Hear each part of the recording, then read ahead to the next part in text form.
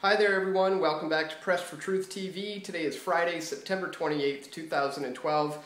You may have noticed I've been away for the last couple of days. I have been in the studio composing all the songs, getting the soundtrack laid down for our new film, The Turning Point. We're putting the final touches on that now. We're also going to be cutting together a trailer very soon, so we should be able to announce the release date for our new film very soon. But as I said, for the last 2 days I've been completely just immersed in music and nothing but music. So today, as I was looking into some of the things that have been going on this week that I've missed out on, I've noticed there's been a great deal of activity in Spain this week. Huge protests and demonstrations taking place that have descended into all-out riots, a lot of people being arrested, a lot of people being injured. And this is all in response to the proposed austerity measures. They've announced the cuts that are going to be coming soon as a part of their 2013 budget, and a lot of these austerity cuts are aimed at the education system, healthcare, personal wages, and the people of Spain are not happy about this at all. Here is a recent article from Reuters on that. Spain prepares more austerity, protesters battle police. Protesters clashed with police in Spain's capital on Tuesday as the government prepared a new round of unpopular austerity measures for the 2013 budget to be announced on Thursday. Thousands gathered in Neptune Plaza, a few meters from El Prado Museum in central Madrid, where they formed a human chain around Parliament, surrounded by barricades, police trucks, and more than 1,500 police in riot gear. Police fired rubber bullets and beat protesters with truncheons, first as protesters were trying to tear down barriers, and later to clear the square. The police said at least 22 people had been arrested and at least 32 injured, including 4 policemen. And now I'll put a link to this article so you can read the whole thing for yourself, but I just want to skip ahead here and show you what some of their issues are.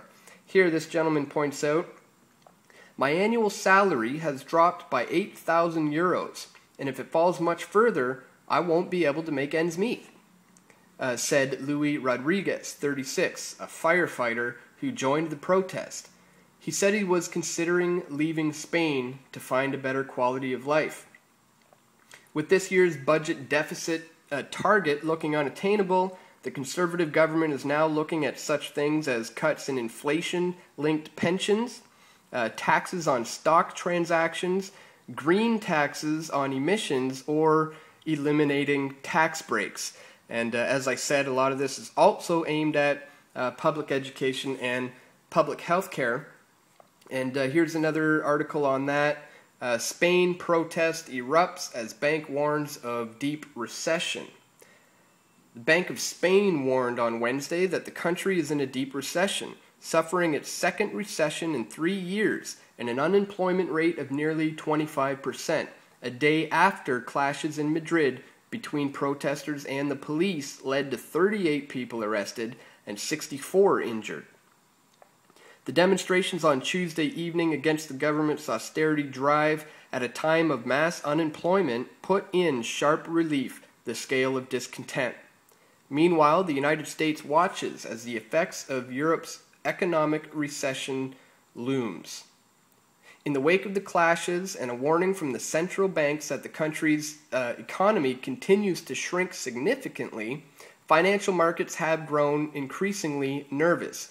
And it goes on to say here that on Tuesday, several thousand people, 6,000 according to authorities, converged on the National Parliament building in central Madrid. More than 1,000 riot police blocked off access to the building, forcing protesters to crowd nearby avenues.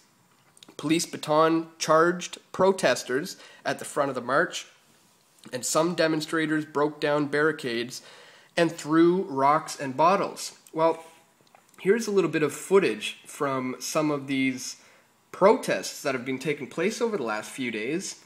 And if you'll watch this here, I don't know about you, but this looks to me like a lot of people just trying to get out of the way, really, as these police officers are relentlessly clubbing and beating these people who are merely exercising their democratic rights of voicing their discontent, voicing their concerns with these proposed austerity measures. And as you can see, some of these police here are getting a little bit out of hand with the way they're handling the situation. But I think the important thing to remember in all of this, as we certainly are going to see an increase in these types of events all around the world, is that there is an agenda here by these international globalists to form a one-world government. And we have to remember that the ways that they try to achieve this are through order out of chaos. It's all about causing the problems, generating the crisis, in order to offer the solution. And the solution is always calling for more governments, whether it be with bank bailouts. There are EU officials who are calling for a more united Europe in the face of these economic woes. So we have to remember that there are international globalists here who have an agenda to unite the world into a singular government, and it can only be achieved through order out of chaos. So once again, it's counterproductive to look to the government to solve the problems that are created by the government. And we have to keep that in mind as we are certainly going to be seeing more of these types of events, because it's all about gaining more control, order out of chaos once again. We can't continue to look to the government to bail us out, or to call for bigger government, or in the case with the EU, to unite into a more united Europe. These are precisely the problems that are getting us into these situations in the first place. And so today I wanted to leave you with a video that we shot back in December 14th of 2011. So I didn't have Press for Truth TV going at that time, so there's a chance you missed this one. So I just wanted to point this one out. It's called the Euro Crisis Debt by Design. And in this video, we break down what it's all about, how they achieve their order out of chaos, and it's quite remarkable because we're really starting to see all of this stuff come to fruition right before our very eyes today and even this week. So once again, guys, I'll put links in the description to these articles that we were looking at today, as well as this important video called the Euro Crisis Debt by Design. So when you get a chance, you can check that out. And that's all for today, guys. I want to thank you for tuning in once again. I hope everyone has a great weekend, and I'll see you all right back here on Monday. Take care.